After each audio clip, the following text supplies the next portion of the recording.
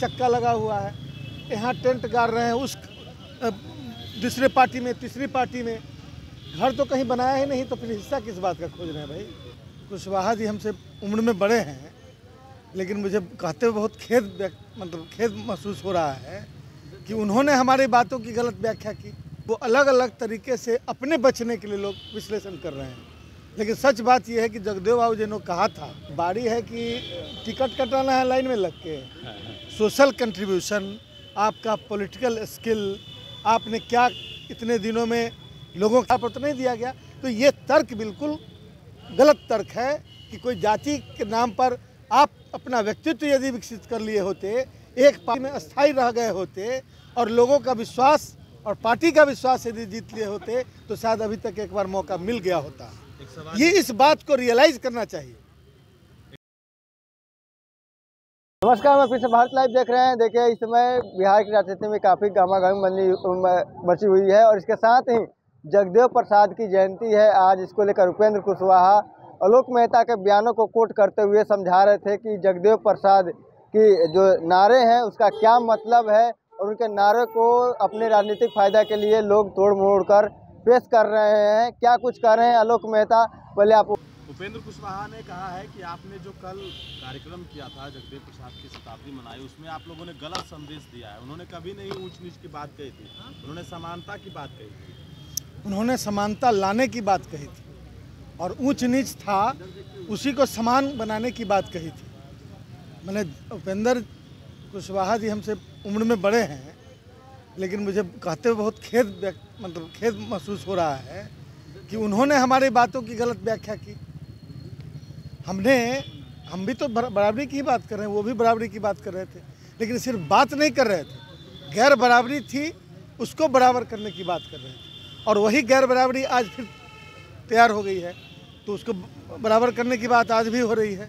तो इसका जो विश्लेषण है वो अलग अलग तरीके से अपने बचने के लिए लोग विश्लेषण कर रहे हैं, लेकिन सच बात यह है कि जगदेव बाबू जी ने कहा था, उस बातों को मैं बोल रहा हूँ।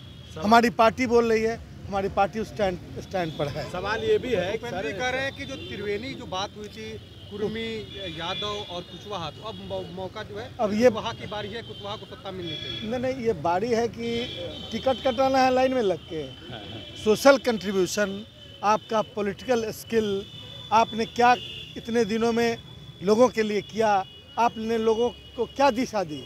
ये सिर्फ जाति आधारित नहीं हो सकता, लेकिन यदि जाति आधारित राजनीति ही वो करते रहे हैं तो उसमें भी सकारात्मक राजनीति का एक योगदान होता है। अब पैर में चक्का लगा हुआ है, यहाँ टेंट गाड़ रहे हैं, उस दूसरे पार्टी में तीसरी पार्टी में घर तो कहीं बनाया ही नहीं, तो फिर हिस्सा किस बात का खोज रहे हैं भाई। यही बात तो मैंने कही है।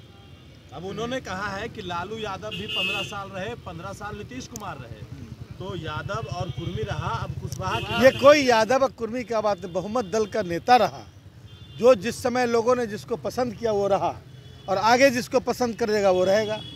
ये तो डेमोक्रेसी है। इस जाति का भांज थोड़े लगा हुआ है कि एक ये हुआ तो फिर 150 जातियाँ हैं। यदि वैसे लगने लगे तो फिर 150 जातियों को भी उसका हिस्सा चाहिए। अब इस तरह की बात बोलकर डेमोक्रेसी की मूल भावना को आहत करने की कोशिश कर रहे हैं ये लोग। और सच बात यही है कि डेमोक्रेसी में अर्थमेटिक्स होता है और हर व्यक्ति जातीय आधार पर गोलबंद नहीं होता। मैंने कई जातियां हैं जो विभिन्न विचारों के साथ रही हैं, और लेकिन यह बात सही है कि जगदेव बाबू और जननायक कर्पूरी ठाकुर और डॉक्टर राम मनोहर लोहिया का जो रास्ता है वो समाजवाद से ओतप्रोत रास्ता है, और वही भारत के समाजवादी सिद्धांत और इसके संविधान और इसकी डेमोक्रेसी के अनुरूप है। एक सवाल ये भी है कि जननायक कर्पूरी ठाकुर भी इस बिहार के मुख्यमंत्री थे और वो बिहार के सबसे बड़े नेताओं में थे। उनकी जाति का कहाँ कोई गोलबंदी हुआ, उनकी जाति को भांज के आधार पर तो नहीं दिया गया। तो ये तर्क बिल्कुल गलत तर्क है कि कोई जाति के नाम पर आप अपना व्यक्तित्व यदि विकसित कर लिए होते, एक पार्टी में अस्थायी रह गए होते और लोगों का विश्वास और पार्टी का विश्वास यदि जीत लिए होते, तो शायद अभी तक एक बार मौका मिल गया होता। ये इस बात को रियलाइज करना चाहिए।